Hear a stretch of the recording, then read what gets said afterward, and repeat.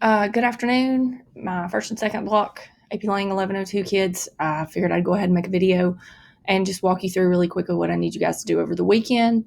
Talked to a lot of you yesterday on the Hangouts, and pretty much everybody except a couple today, and some makeout. Oh my God, makeup hangouts. My brain, sorry. It's been a week. And all the AP news. Whew, who knows? We'll get there, guys. But anyway, what I was going to say is the stuff that I need you guys to do over the weekend. It's going to be posted on the blog. It'll be linked. As I said, I'm on USATESTPREP. Log in. Need your login? Let me know. Okay. Some of you screenshotted it. You have it in your phones. I want everybody to do it on here. Everybody. And this is Savannah, Alex, Nathan, 1102 kids. Y'all too. I want this to me by Monday, 3:23 at noon. Okay. As promised, and some of our talks, we had some really good discussions today about the Crucible and some of our political cartoons, some questions answered, and we talked a little bit about it in each group. What I want you guys to do is first, I want you to read Arthur Miller's piece in the New Yorker titled "Why I Wrote the Crucible." It's from 1996. It's right here. It's going to be linked on the blog. Okay. Artist's Answer to Politics. He gets into the whole idea of McCarthyism. He tells you why he did what he did. Okay. Some great pieces to quote from there. Definitely some things that you could excerpt and blend some quotes. The next thing I want you to do is I want you to read a New York Times opinion piece from the beginning of this year called "The Cruelty of Call-Out Culture." It's from David Brooks, and it is right here. Cruelty of Call-Out Culture. Really gets into modern times and y'all's generation and the way things are handled so differently, and hysteria and panic and canceling people out. The whole idea of the culture of contempt that we talked about before kind of comes back. After you read both of these pieces, relying on your knowledge of the Crucible, the political cartoon analysis that you got last week and everybody did pretty darn well on, I want you to address the questions below. There are 3 as journal number 22. Guys, you can type it out on your own, but it has to be, the final copy has to be submitted on here. You can copy and paste. Give yourself ample time to do this multi-question journal. 30 to 45 minutes for this probably won't cut it, but you can do it over the next 4 days. Okay. Just as long as I get it by 3:23 Monday at noon.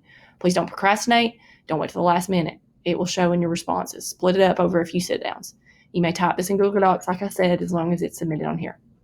All right. So using the Crucible political cartoon analysis sheet, the little things that I even said to some of you in our meetings and maybe in the emails that I sent back. That's why it's important to check your email.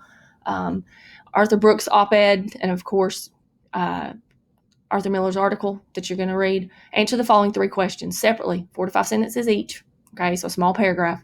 Read each question carefully. There's little elements in each one. Number 1, as a socially conscious writer, Miller intended The Crucible to be a play that comments on McCarthyism. Choose a specific incident within the play. Some of the things we talked about, guys, many things to choose from. And quote, use one piece of text evidence, blend it in from the play. Give me Miller and the page number, guys. Okay. What are the parallels between this incident that he dramatizes in the play and the acts of McCarthy in the 50s? Number 2, use your political cartoon. Talk about your particular image, what it represents from the period. Red Scare, fear. Fear in this is a timeless cautionary tale. It shows that what fear can do to people, how they react in the face of fear. These people didn't do so good. What does fear come from within your cartoon? Who and where does it come from? Why, as a nation and individuals, do we still fear others? What does your specific cartoon seem to express or symbolize? And what or whom do we fear? What happens to innocent individuals when they're used as scapegoats? And number 3, Miller closes why I wrote his The Crucible essay by saying, I'm not sure what The Crucible is telling people now, but I do know its paranoid center is still pumping out daily, dark, attractive warning that it did in the 50s. Though we like to think we've learned a lot and we're more enlightened, the same course of events recurs many times, even in recent history. Same situation. Use at least one quote, piece of blended text evidence from Brooks's op-ed, The Cruelty of Call-Out Culture, and talk about the dangerous effects of hysteria, how it leads to persecution and cruelty versus mercy and empathy. Guys, you can do this. Just use these questions. Ask me questions. Call me. Let me know if you need anything. You're basically going to be using text evidence from the 2 articles. One will require you to do that from the Crucible. And if you want to quote from your political cartoon, if you've got words or phrases, just put quotation marks around it. The others, all you're doing here is just showing me that you've read the articles, 3 separate paragraphs. Have a good weekend, guys, and let me know if you need anything. Thanks.